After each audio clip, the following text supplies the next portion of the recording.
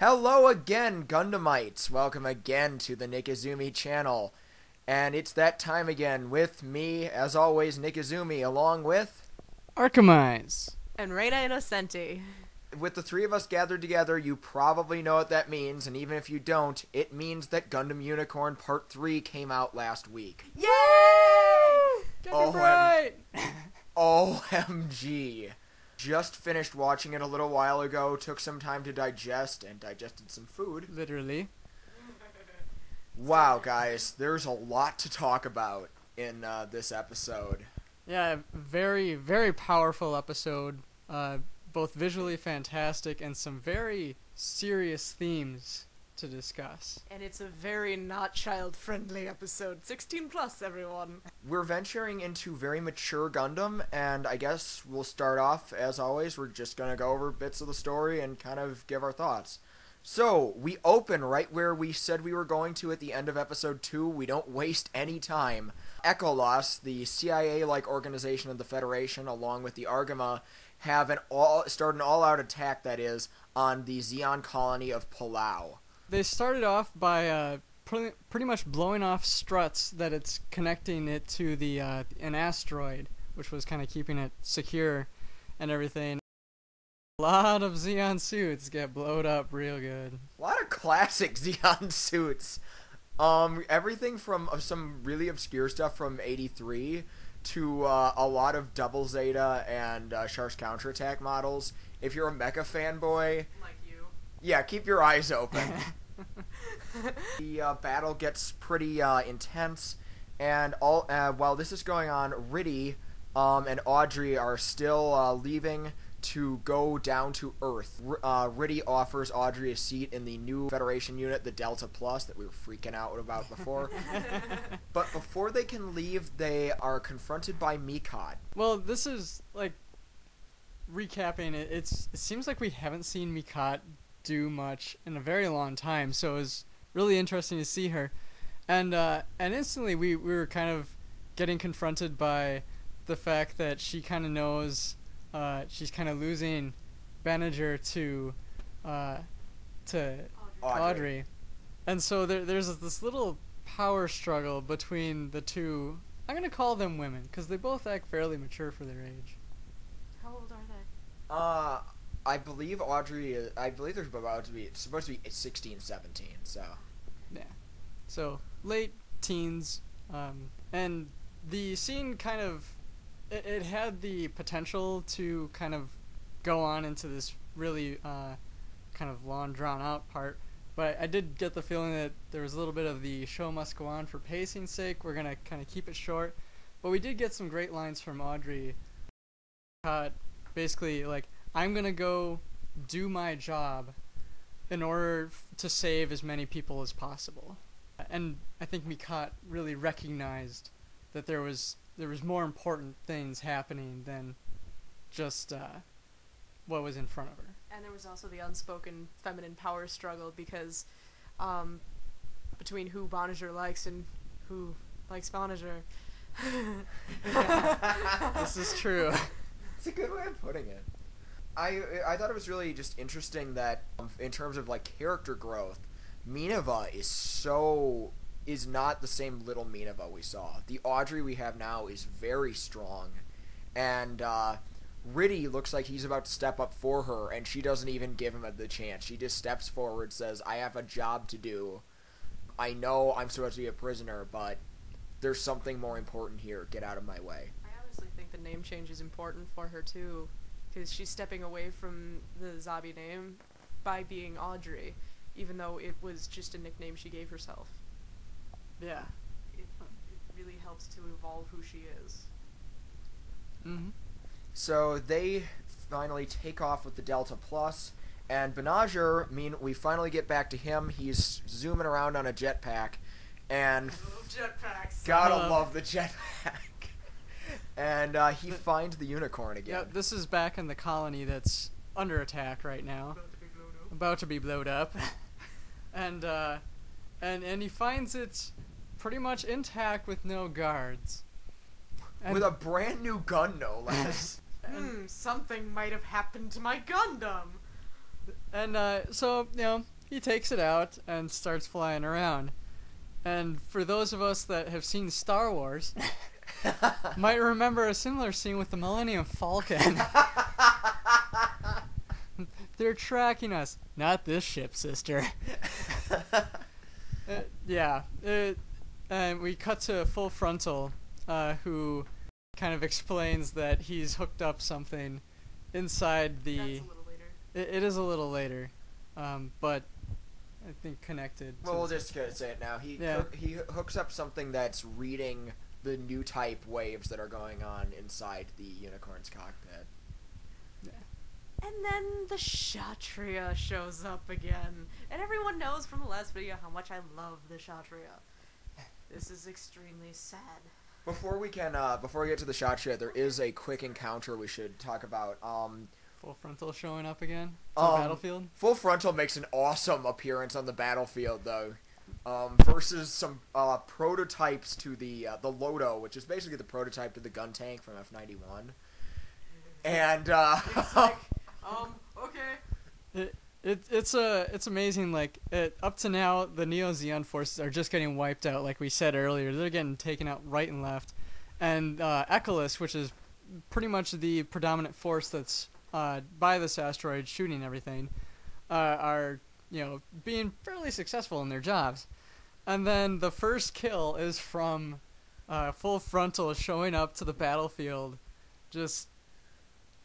He doesn't. He just nonchalantly just shoves a beam saber into the top of this thing and cuts across it. To talk to someone else, this little thing tries to pull out like a laser cutter, and again, totally nonchalantly, he's not even shocked. Just grabs the laser cutter and breaks it in the Shinanju's hand, and then takes it with him. This is mine now. You can't have such a jerk. So Benager while he's fighting, and this is where we get a really important character revelation sequence for Riddy. When he explains, we mentioned that he said that he's from a major family in the last episode. Here we find out, in context anyway, that his dad is a major Federation politician, and he hopes that by taking Audrey to his dad, they'll be able to come to a peace agreement a lot quicker. And Bannister is kind of great. Like he tells him, "Wait, what?" Which is kind of fun because we had kind of the same moment since there's so much action going on, and at the same time there's all sorts of plot events going on and we're trying to keep up with the subtitles while watching all these mechs blow up. Episode twice in order to catch everything. Yeah, much like our Macross experience. It's so gorgeous. And you have to keep up with the subtitles. We were watching it on standard definition, and we were still awed by it. It was I can't very put that gorgeous. They fixed the thing with the subtitles, though. They fixed the subtitles, so now they have a black outline, so you can read them on a white background. That was very welcome. And so we're enjoying this. We're taking this in, and Benager and Audrey get a great moment just talking to each other. And when she bouncing off what Rena was saying earlier, when she sees Benager, she's like, "It's Audrey. It's me, Audrey." Her taking that step on her own is pretty severe for her, because she's been controlled most of her life. She's finally not under Hamon's control, and you get her really stepping up for herself. And then Benager gets this kind of what I like to call the Harlock moment, where he's like, "I trust you as a man to take care of things, Riddy." Which is just this really fun scene because Benager is obviously the younger of the two, but honestly, he seemed more mature than Riddy was in this whole episode. It totally didn't help that he was in the new type machine. True. Although Riddy keeps his word and takes off in the Delta Plus, which transforms just like the Zeta. Yay! It's frame for frame for all you old Zeta nerds. So much fun. And it's here that we have the return of what you're going to talk about. Kshatriya! Alrighty. The most depressing fight ever.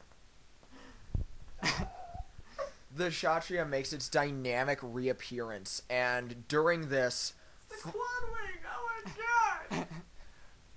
Full Frontal finally starts revealing that he has a lot more in common with his namesake as Char than we had expected before. Not just because he's trying to be the hero for the colonies, but because he's just as backstabbing and conniving as Char was. Char always And hates was. women. And hates women. At least doesn't relate with them well.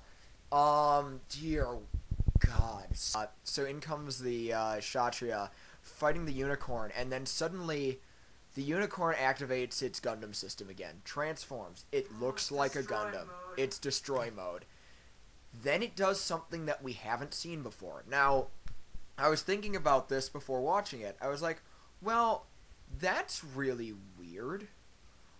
Why, why is, this is supposed to be the successor to the new Gundam. Why is it not really showing anything that unique? Its unique thing was the NTD system. The NTD system is just the scariest system I've ever seen, ever in anything. We've seen it pop up on the screen, but we haven't had much of an explanation as to what it is. And here we finally get that. And it's frightening.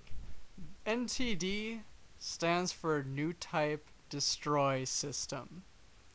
It is specifically designed to go out and hunt down new types. Before she can even use her funnels, Banagher turns Marita's funnels from the Kshatriya against her.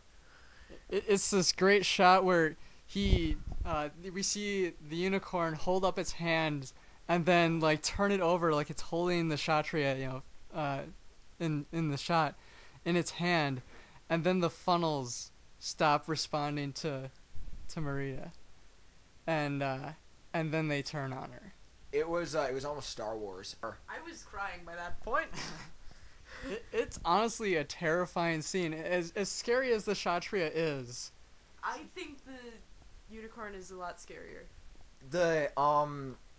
We realize as Full Frontal is watching this and explains what's going on that he has offered up Marita as a sacrifice because he wanted to see the NTD system start changing. Because however they open this Laplace's box they keep talking about, it has something to do with the Unicorn's cockpit. And so, he's willing to sit back and let her get destroyed. And the Kshatriya is trashed. Before it even has a chance, Banagher is just beating the living tar out of it. Cuts two of the wings in half. there's a sword stabbed right through the face of the thing. Gets the chest plate ripped off so that the cockpit is visible. He keeps tearing off all of the armor, and it was absolutely terrifying. If you like the machine like I do, it's extremely sad.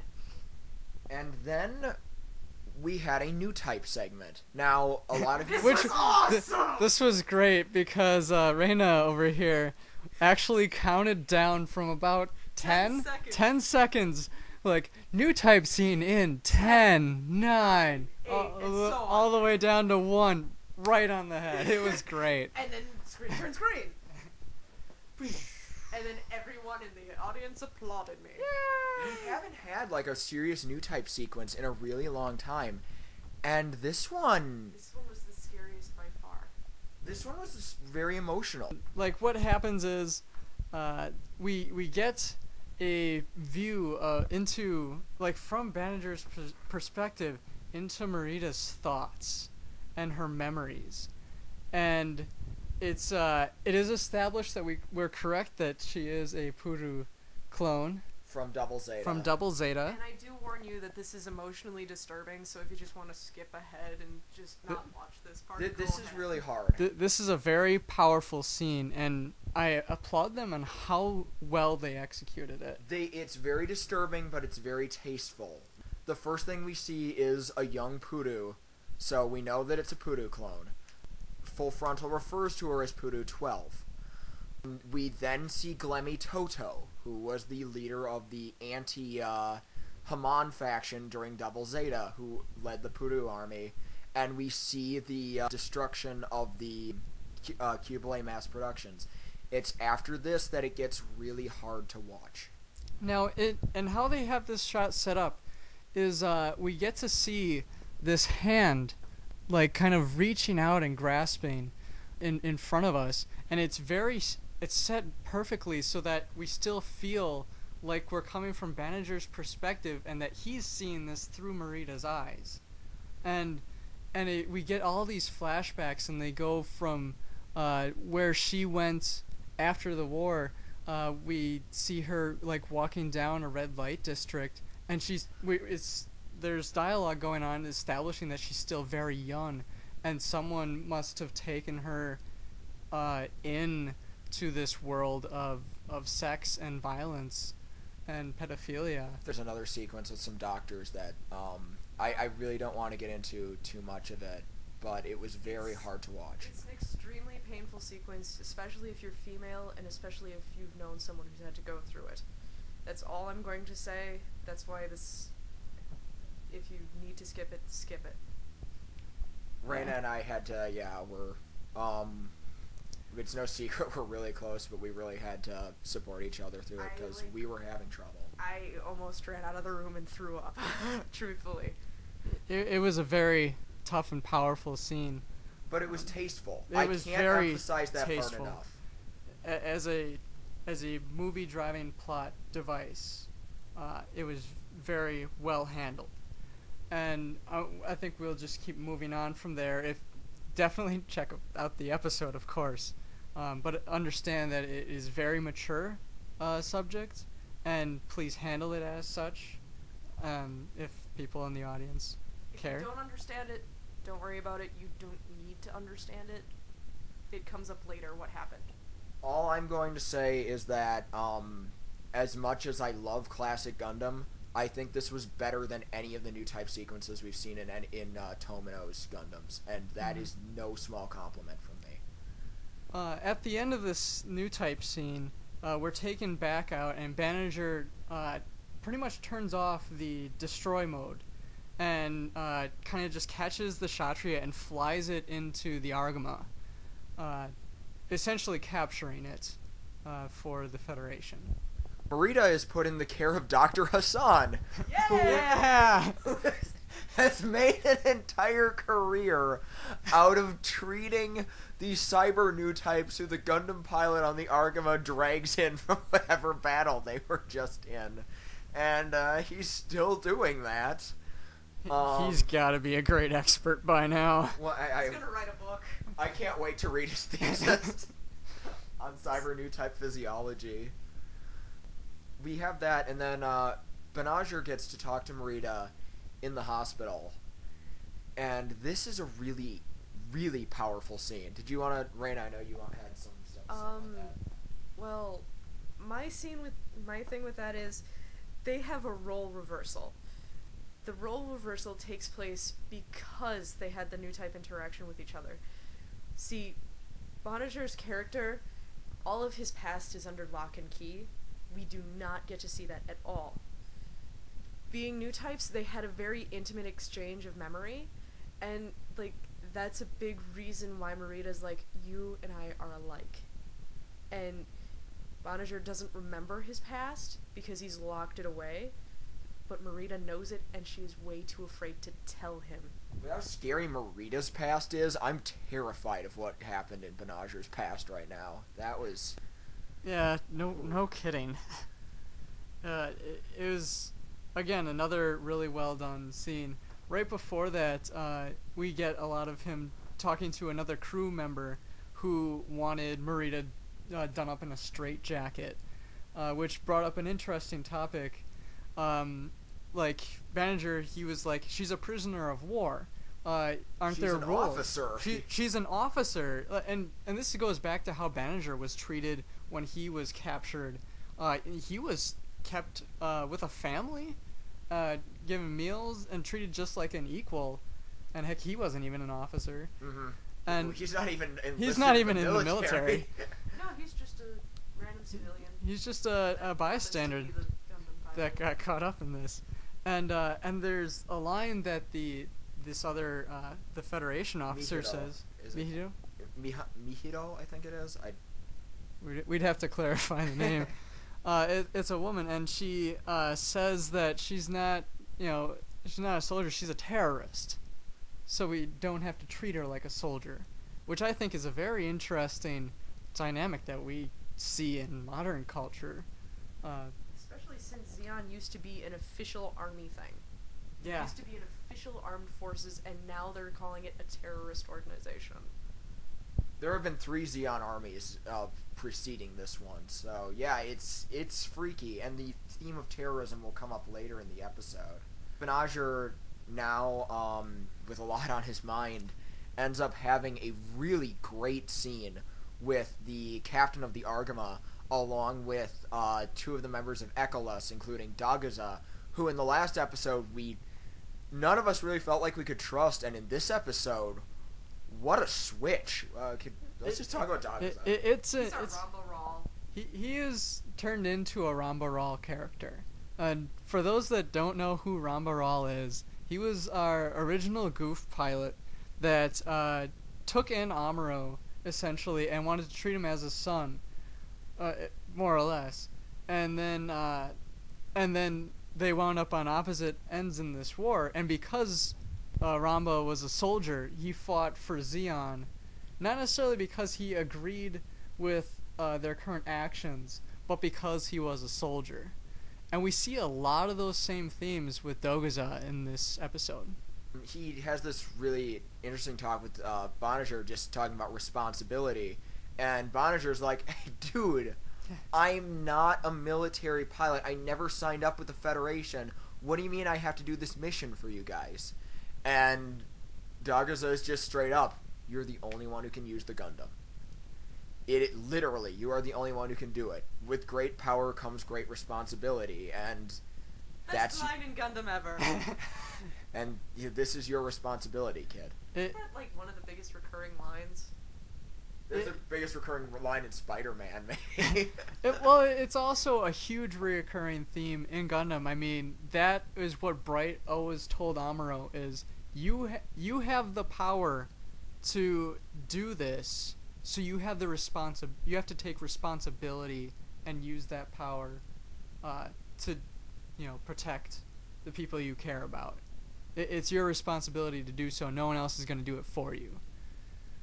It's just a big reoccurring theme in the coming of age story that Gundam usually portrays. I'm glad to have it going back to that. I've often said that I prefer 80s Gundam, and this is returning again to the themes that I really enjoyed.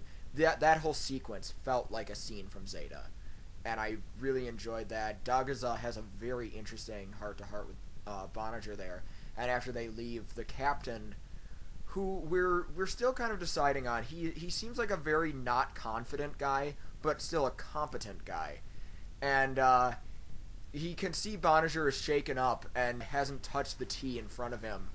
And so he ends up giving him a new cup of tea and just being like, come on, kid, you'll be okay.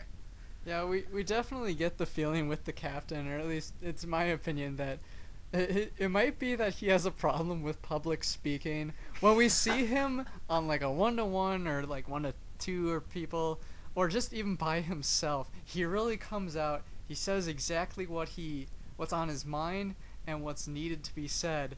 And there's a great scene later in the episode where someone's like asking him whether or not his orders are like what's gonna happen, and he just shouts out this command, and then they like look at him funny because he's so confident in what he just said, and then you're just kind of like, oh crap, don't look at me.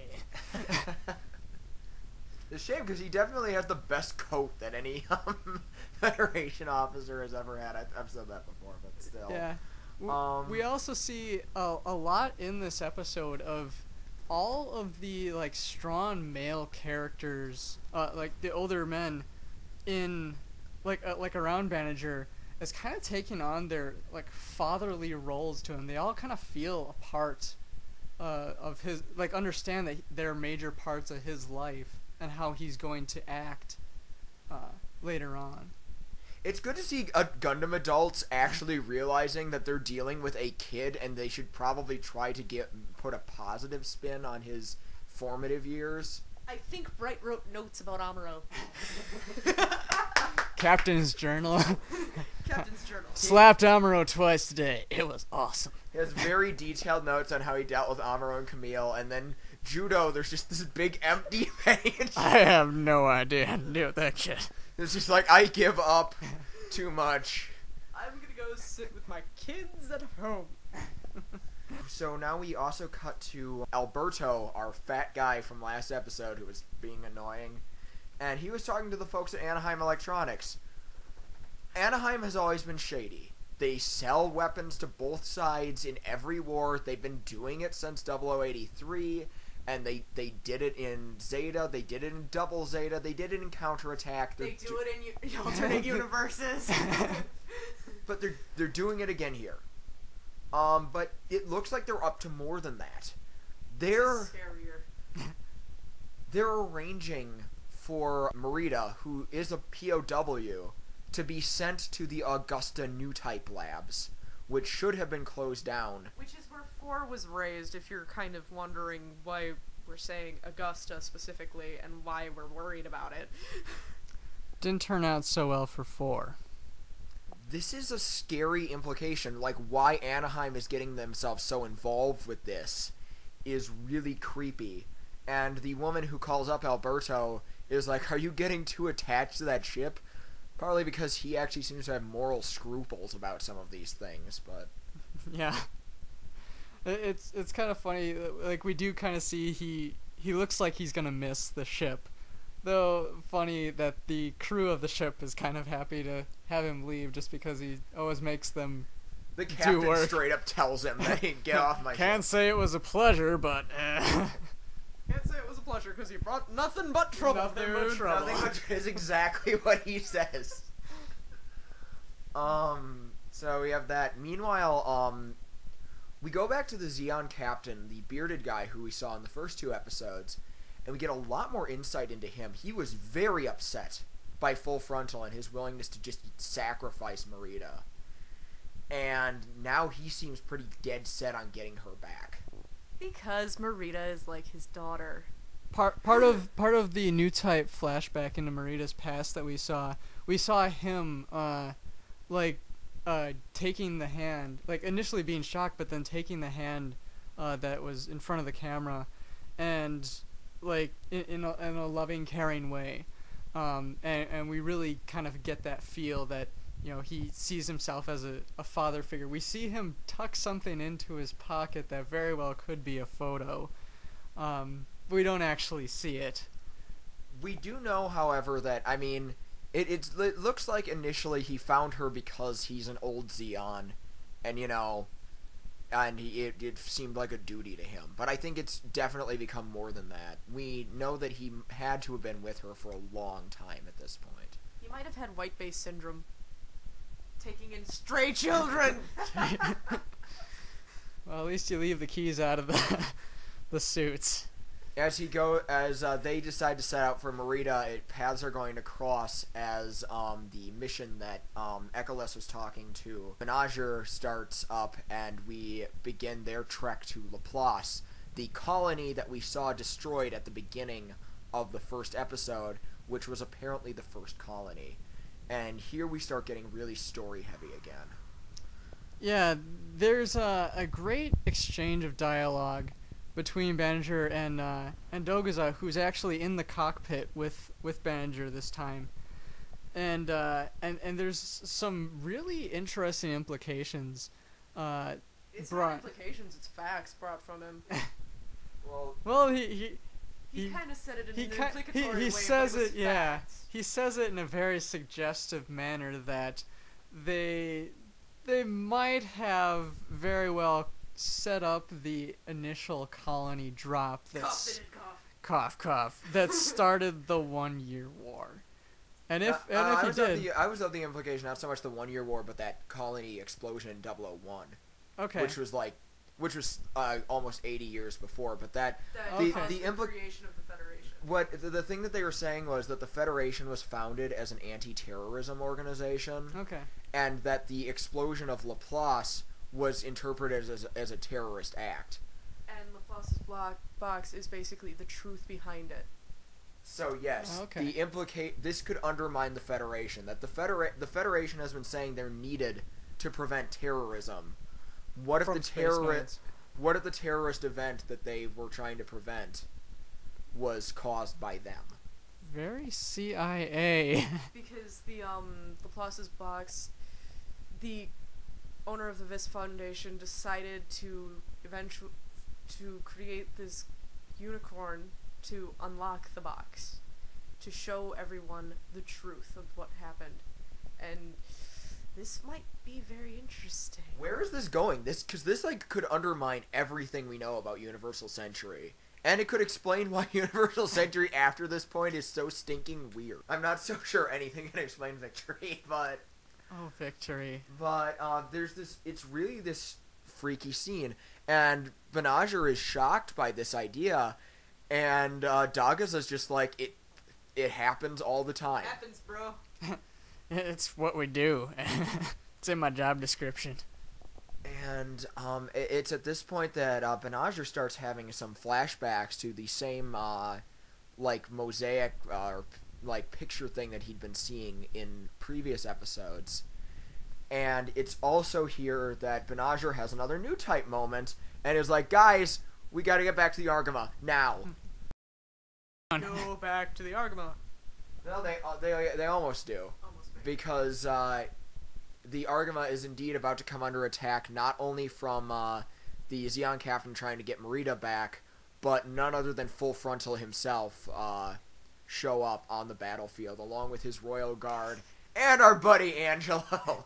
But the interaction between Banagher and the captain of the ship. The Garan Sierras. That guy and his Banagher and that captain's interaction there is really important because Banagher knows this person on a personal level because he was on their ship. It wasn't the captain. It wasn't it was the father. Oh, it was. It was the father of the family that gave him the meal when he was staying at Palau. So But he still had the thing saying, "This is what we're doing. Do not get out of our way. We just want her back." Yeah. And Yeah. Banagher steps back. Yeah, he's like, I'm not a soldier. And Doga's always like, "What?" We really get the feeling, he wants Merida to be safe. I think he knew that her captured was just going to be horrible for her. New types are all about understanding each other. That was always a big theme in older Gundam. That's one of the reasons why I often will defend the end of Gundam 00. Because it's all about, again, people understanding each other. A major theme in Gundam. And Banagher probably understands Merida better than anyone at this point. Yeah. So he's going to do what's in her best interest, but Full Frontal's another story. We have a really, really touching scene with Dagaza. Dagaza, when Banagher is shocked about the earlier things about the Federation, Dagaza says he's just a cog in the greater machine that is the Federation. And then we have a scene that really moved me. Dagaza starts saying, "Kid, if we're going to do this, I want to be able to help. But I want you to understand that sometimes even a cog has its pride."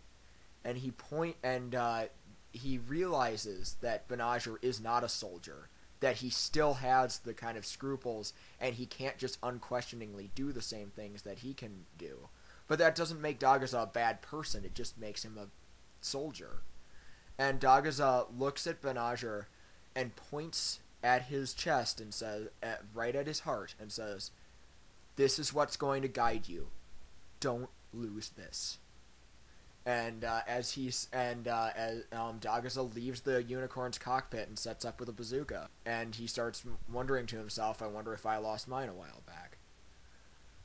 And that even a cog has pride. It was an extremely touching Ramba Ral moment. Most definitely. Because just like Ramba Ral, Dogus is going on a suicide mission. He knows it. If he's going to up against Full Frontal with a bazooka and a couple of claymores, it's not looking good. And I mean, I really felt for this character. Dagaza sets up, and you can hear the sad music playing, and we all felt it coming. And Full Frontal comes in, he's staying relatively well hidden, he gets a shot off in the bazooka, like, "Banagher, now." And while he manages to give the Shinanju a Harvey Dent makeover, gets it right in the face. The Shinanju deploys beam blades from its shield. And, oh god. And Doguza meets an untimely demise, and it's one of the most disturbing images I've seen.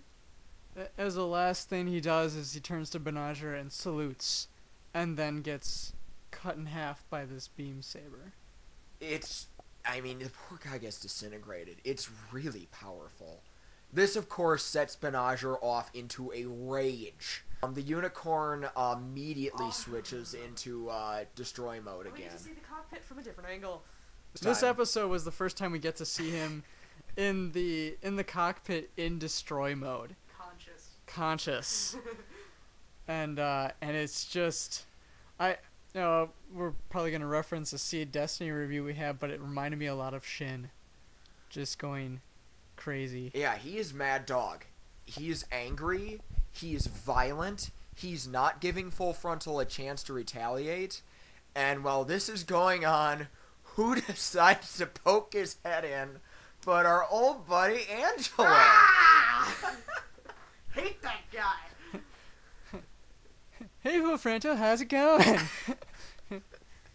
But this time he's with one of his wingmen. I think he gave him a name. But they like Full Frontal and Banagher, they're flying off fighting, and Angelo would come up and say like, yeah, he's an amateur, we're gonna flank him, he's a total loser, we're gonna take him out. Just as we planned. Just as famous last words of Gundam Grunt pilot. Just like we planned. So they fly after him, and he tells the other pilot, go in, and the guy goes in, and Banagher pretty much turns around, slash, cut the cockpit in half. The guy is out, and Angie's like, Angie's come mad. on, I can take you, Gundam. And Full Frontal says, dude, get out of there. and then Angelo's like, no! And Angelo's about to fire a shot. Banagher cuts his gun in half, and then literally disarms and delegs Angelo's Garazulu. Fluid motion. In one big fluid motion. We were so excited. We're like, is he finally going to die? We weren't. Probably not.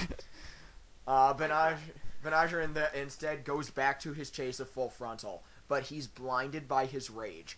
Now he has hit the atmosphere. Yep, they're fighting as they're burning up. Essentially, there's a giant piece of this colony that's falling with them, and he's trying to keep Full Frontal there, who is actually like, he actually contacts Banagher. He's like, dude, we're gonna, I keep saying dude for dude, you can't keep fighting like this, we're all gonna burn up in the atmosphere. And he can't get through He can't get through him, so he's here like, dude, he's in a Gundam, he's fine. Full Frontal is trying to escape. He is trying to fly away, and there's even a great shot. He's going up. Banagher grabs the leg and rips it off. He's trying to pull him down, and then he lines up a shot and takes it. He's like, he essentially says, "I have you now." Mm-hmm. He's going for a kill, and the captain that we mentioned, or not the captain, the father. The father we mentioned earlier from the Neo Zeon place, knocks Full Frontal out of the way and takes the shot in the cockpit, and explodes. After the father says, "Take care of my children." I think that was even children. something that he heard Chilly. a new type Yeah, message he got. I don't think he actually even said it out loud. I think that was just Banagher hearing it. He was like, oh, shh.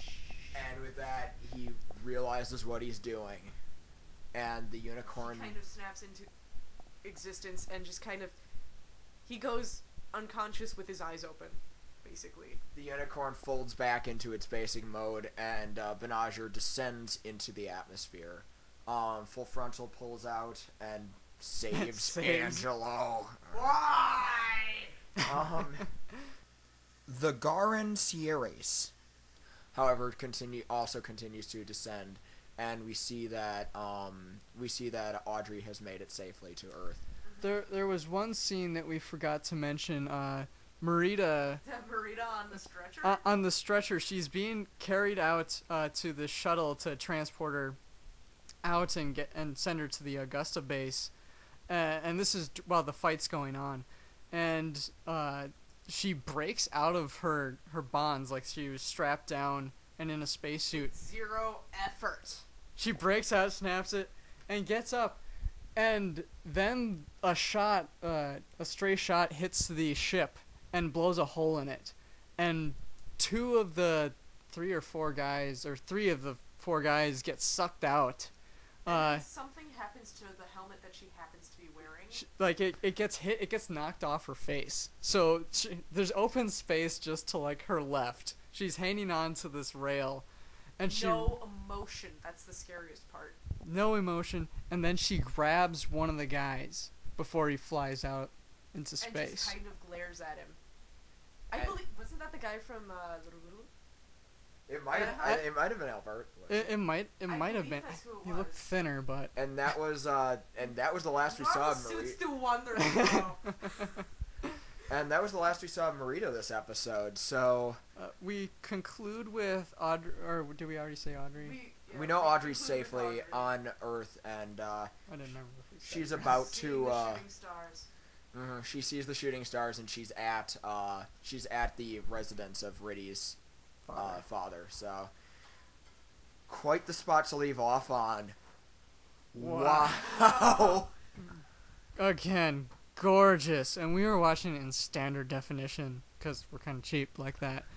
But it was amazing to watch. It's $2 cheaper. It was $2 cheaper. I'm stingy. But brilliant, powerful, very emotional. This is one of the most plot-dense Gundams I've seen in a while. Now, granted, I mean, with hour-long episodes, you can get more in, but I feel like this episode of Gundam accomplished a lot more than a lot of single Gundam episodes do. And it still had, like, two, like, full, I want to say 15-minute battle scenes. It was really fast-paced. It was in a very short amount of time. I'm really impressed, though, just because, I mean, it was a short amount of time, and it was extremely plot-dense, but it didn't feel rushed. No.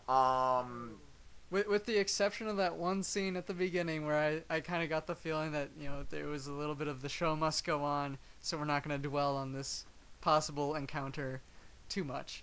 It was still handled. Don't buy the novel if you live in Japan. If you live, we're out of luck here in America. No, very plot-dense. I highly applaud the writers and the director for the show, and I also applaud the animators. The animators, definitely. Everyone came together and made. This is art in as far as Gundam goes. This is one of the most, in terms of like single emotionally heavy episodes. I want to say that this was as heavy for me as the 6th episode of Gundam 0080, and maybe even some of the spots near the end of the first season of 00 when Celestial Being starts taking heavy casualties. I was really, really emotionally invested in these characters, and the changes that we saw, the growth in all of them, many of the characters, we almost see, especially Audrey, grew a lot in this one episode, which is impressive because Audrey didn't get much screen time at all in this one. Yeah, and like I was saying, all these characters, they seem to take like this 180, but it's not out of character. It is still very in character, and with their growth, we just see a new side of them.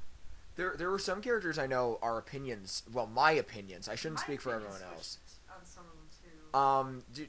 Let's go around and talk about a couple. Like I know, I didn't trust Dagaza in the first couple episodes, and I ended up wanting to cry when they took him out. Yeah. I really felt strongly for him. I also felt Full Frontal did a 180 on me because I respected him last episode. And that's true. You were almost going Neo Zeon. I was almost one of the sleeves. Oh. You wanted to be right up there with Full Frontal, and now we realize that he is just as evil and conniving as Char could be. with just as little respect for women. Sure has serious women issues. And it seems like he does too. The captain of the Nahel Argama did a 180 for me too. Yeah, it's that scene, like, before we never actually really got to see him interact with Bonager. Outside of the bridge. Yeah. You didn't actually get to see his fatherly side and the side of him that isn't afraid of public speaking. Yeah. Marita, of course, much deeper into her past. A 180, but she's more sympathetic. We understand now why she's as cold as she is.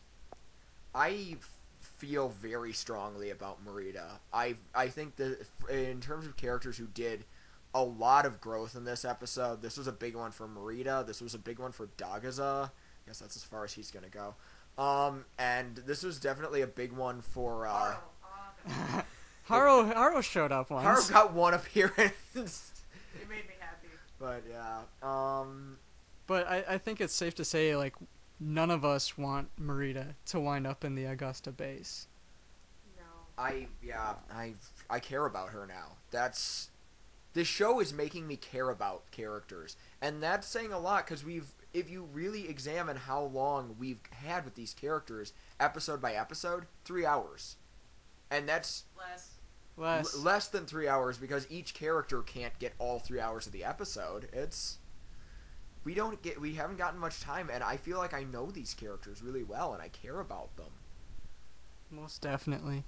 It's really interesting because Marita was one of those characters that's like, am I really going to like the pilot of this extremely freaking scary machine? Yes.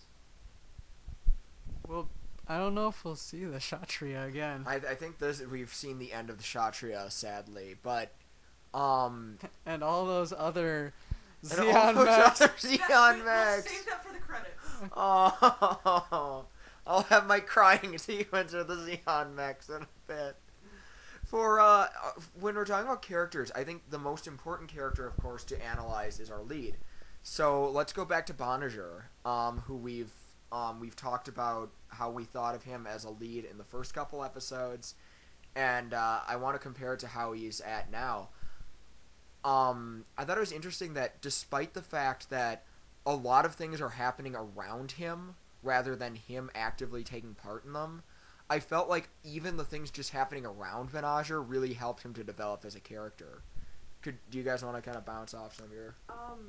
I noticed that he was the strongest starting main character for a Gundam series, and he keeps progressively getting stronger. He grows up a lot better and more maturely than anyone else that I've seen in a Universal Century Gundam.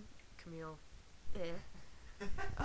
But I like Camille though. Yeah, So- I wholeheartedly agree. Like I said earlier, when we get his conversation with Riddy, I felt that Vanager was actually the more mature of the two. I think it was partially because his voice was a little deeper at the, but that great line, "I accept your word as a man." And that's total Char line. Actually, no, it's a Quattro Bagina line. Yeah. Yeah. Okay. That I It's do not agree Char, with it's that. Quattro. So right now our Char is some. Well, we'll get to him next.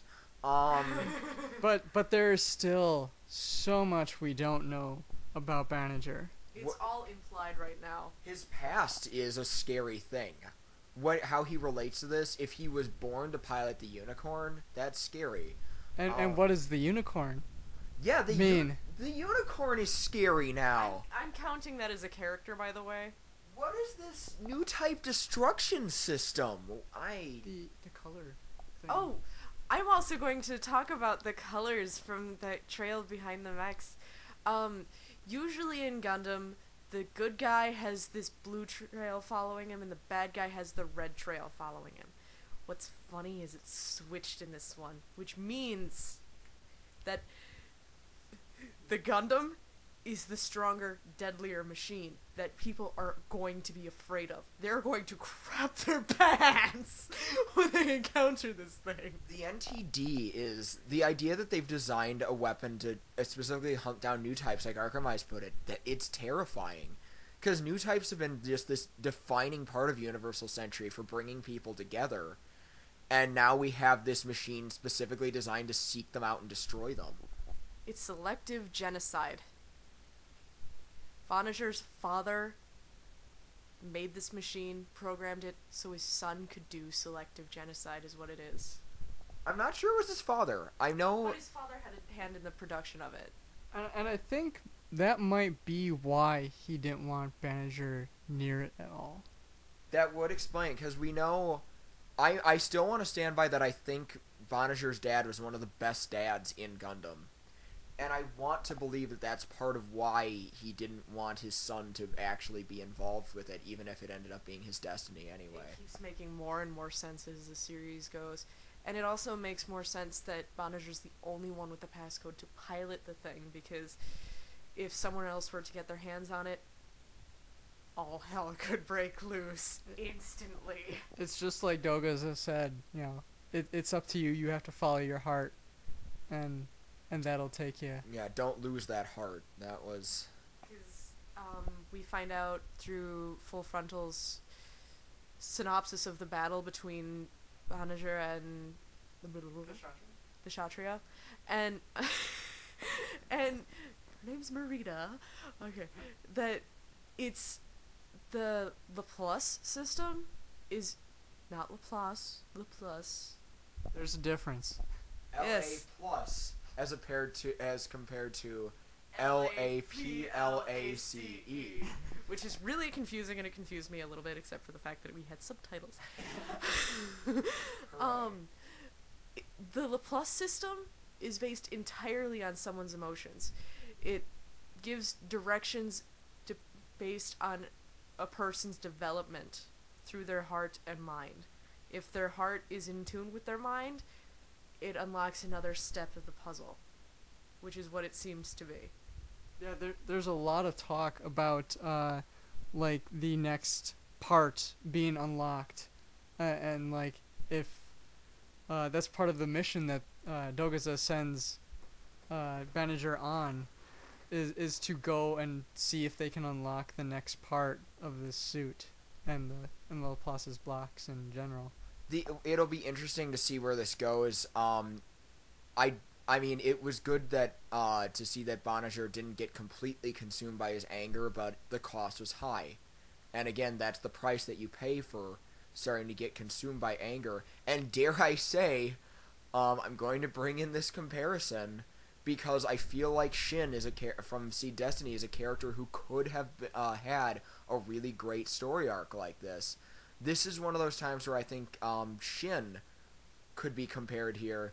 And maybe we'll see the kind of character growth that we should have seen with him in the anger will almost take him over. And I want Banagher to overcome this. I like him too much at this point for me to not want him to. Banagher's such a strong character that I don't want him to succumb to this fear inside of himself. This fear and this anger, which is usually what the Gundams help a person overcome, except the system inside the Unicorn is making it extremely difficult. Because it takes all emotion and multiplies it. And I think this is one of the first times he actually sees the kind of destruction he's wrought. While he's falling into the atmosphere, he looks up and he sees a seat, like a chair from somebody's cockpit. No, there was Dagaza's. So was it Dagaza's? That was attached. Burning up in the atmosphere. And I think he almost teared up and just like... He reaches for it with the unicorn. Yeah, he tries to get it. He was pretty much... all of his emotion was gone at that point. He could not feel anything at that point. He was like mentally shutting down, just for the body to protect itself. And but I think he's really seeing what he was doing. Yeah. I guess the next thing, I love that lead character. I guess the next thing I'd like to talk about is Full Frontal. I hate that guy. Yeah, I wanna compare some thoughts on him. where he's at. What does it mean to be Char? I want to continue that thought from the last review, really. I think his idea of Char has changed. It's not actually Char's ideas. Well, It's some of them. It's how Char does things, but it's not his ideas per se. see, this is how I'm kind of seeing it. Is that the last couple episodes we saw the political side of Char. We Which saw is- his public face. That's to me what Char is a public face. Yeah. Well, that's how Zeon sees him. But if we remember from original Gundam, what was Char's public face as opposed to what his real intentions were? I was about to say, Let's remember how Garma died. It's easy to remember Char in his more noble forms from the more recent series, but we also can't forget the man laughing at his old real school buddy, Best friend. his old best friend burning to death.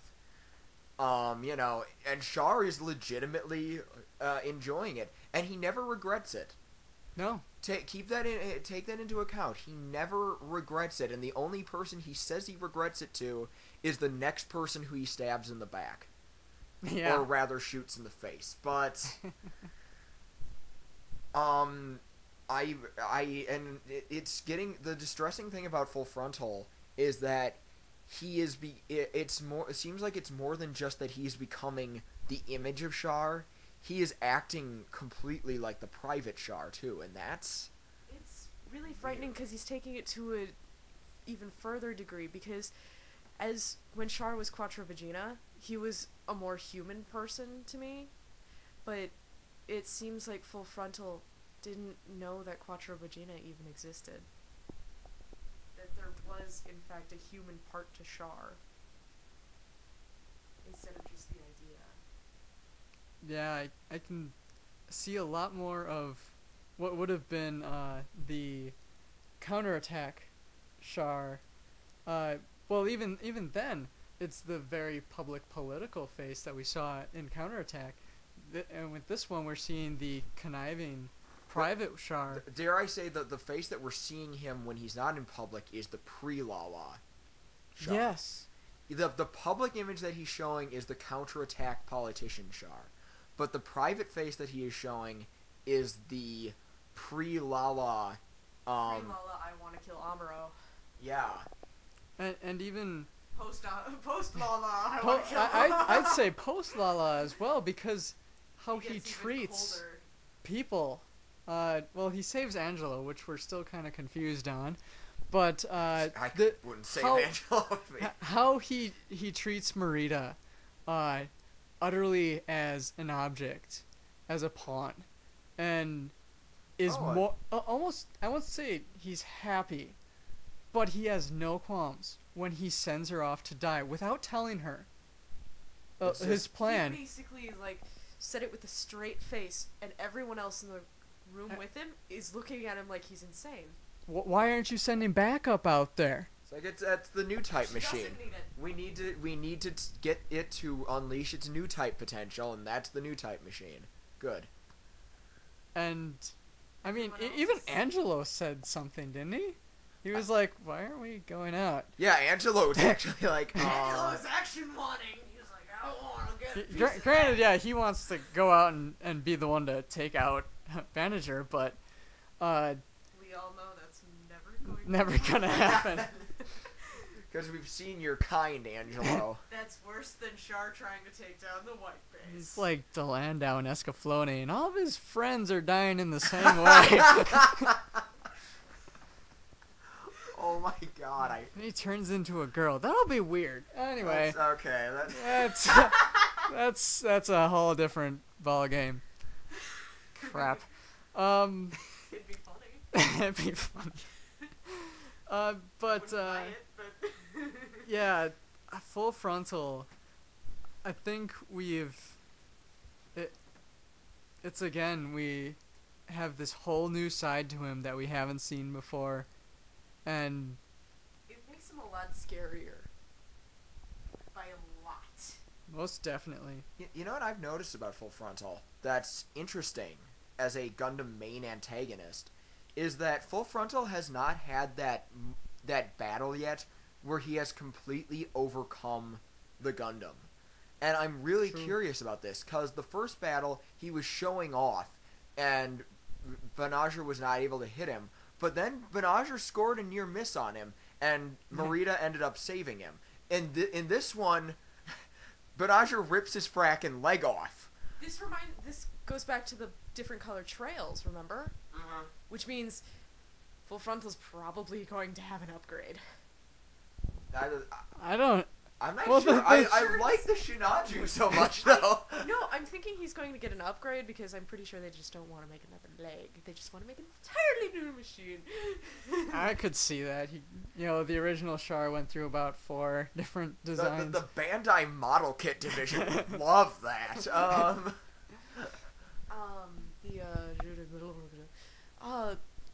Something comparing Char to Full Frontal again.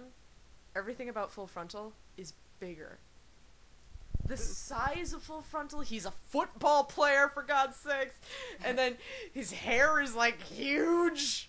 It's rocking that mullet. It is. And rock that mullet, Char. the Shinaju's heavier than the one from Char's counterattack.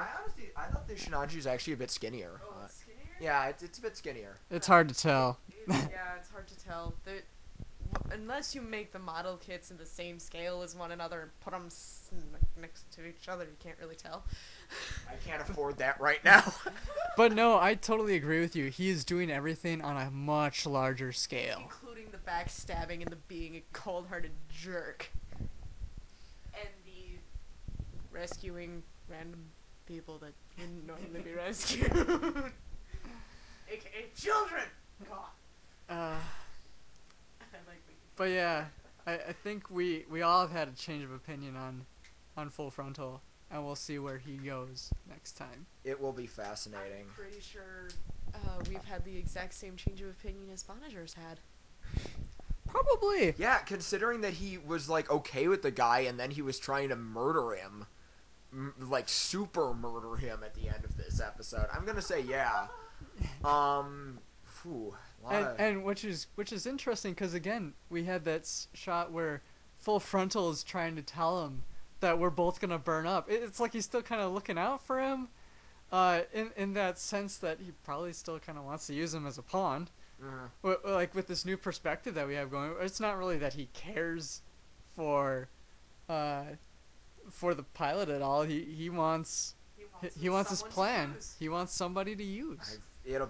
I don't know where this is going yet, but it'll be fascinating. So that leads into the last topic I like getting into on these. Future of Unicorn. Some of our thoughts. We made some calls. Some good calls, especially with that countdown. I know we were guessing that it was a Peru clone, and what do you know? 10 points. Yeah. Rita was a Peru clone. Not a big surprise. I mean, her mech even looks like the Queen Mantha, so no big shock there. But we did score that one. Angelo hasn't died yet, but he got super punked. I kind of knew that what was gonna happen.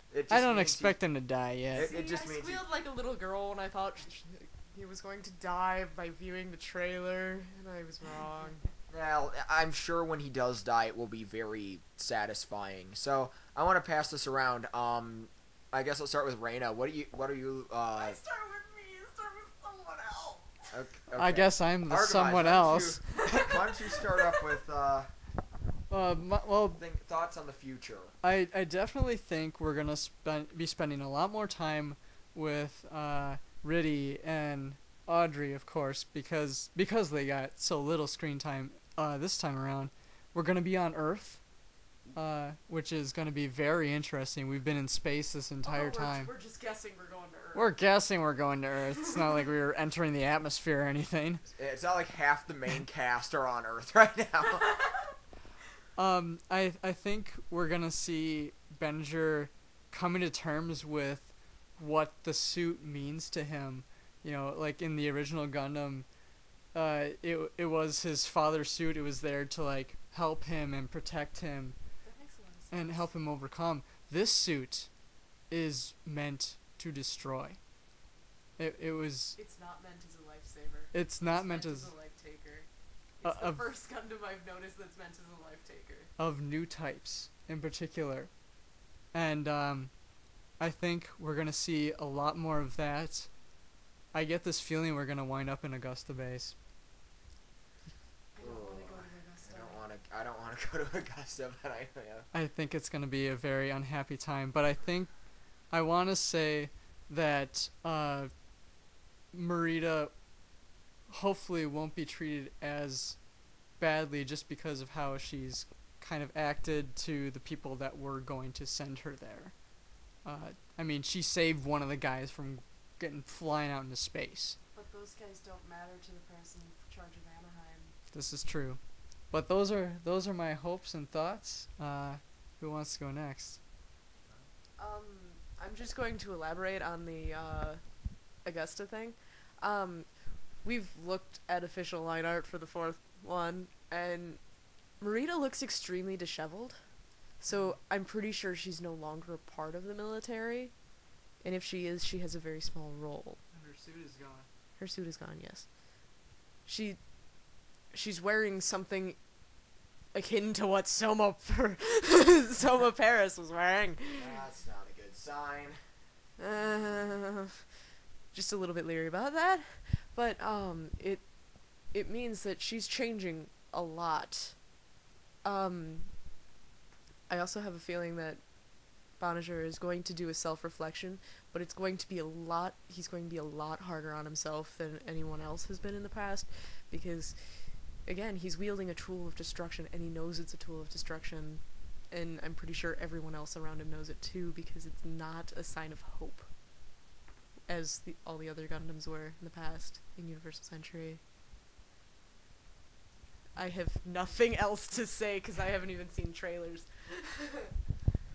We don't have a trailer for 4 yet, so yeah. But I'm going to be interested to see where Banagher goes, because yet again, we were talking about how a lot of the adults in the series have been father figures for him, and 2 of them have died in front of him at this point. And the other one who was coming close, i.e. the captain, is still in space. So right now he's going to be on his own. If he meets up with Riddy and Audrey, it's going to be better for him, but he's going to have to reflect and deal with a lot of heavy stuff. And it'll be interesting to see things go back to Earth, because I watched Zeta very recently, and Char's counterattack takes place almost entirely in space. Last time we were on Earth was sometime during Double Zeta. There were some battles on Earth, so it's been a long while since we've had anything big in the timeline happen on Earth. And if the story's taking us there with only 6 episodes, obviously something big is going to happen on Earth. So I don't know where that'll go, but that'll be interesting, hopefully. That does make me worried about another point, because Full Frontal is still in space.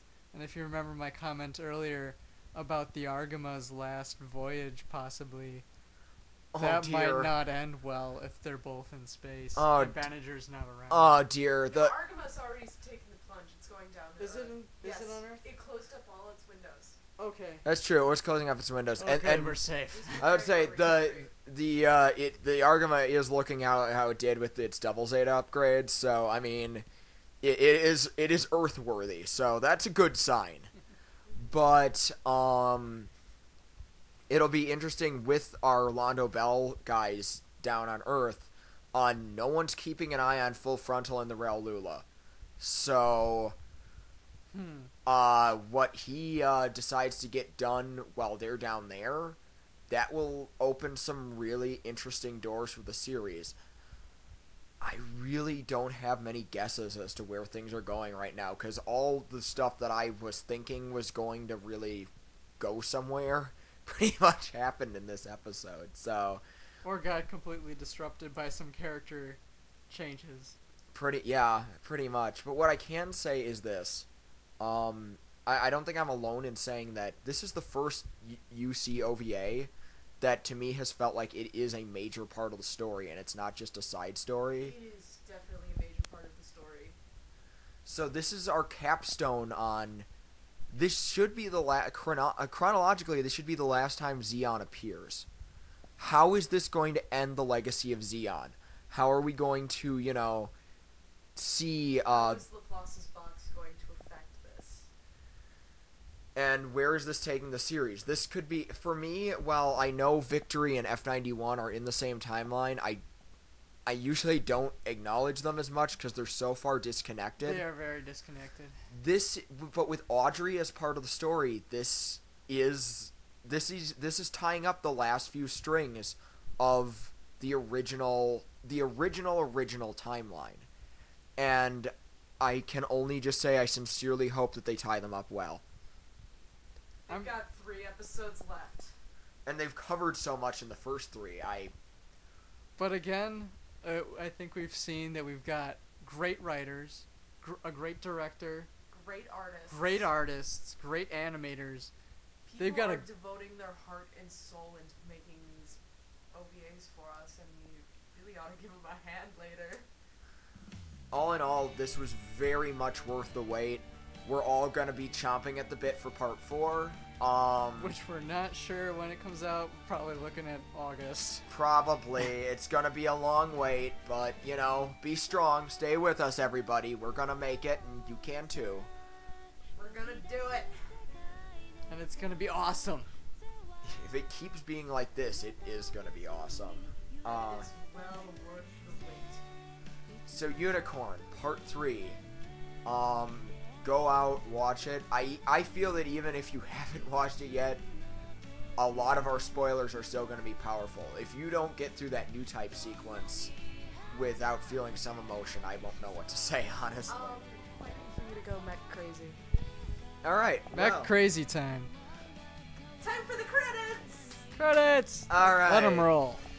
So, signing off here from 5th Avenue Studio, I'm Nick Izumi. I'm Arcemise. And I'm Rena and Innocenti.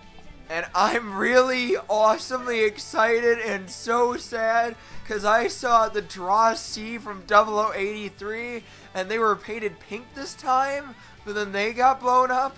And then there was the Gaza C and D from Zeta and Double Zeta, and they were painted green and had the sleeves markings, but they got blown up.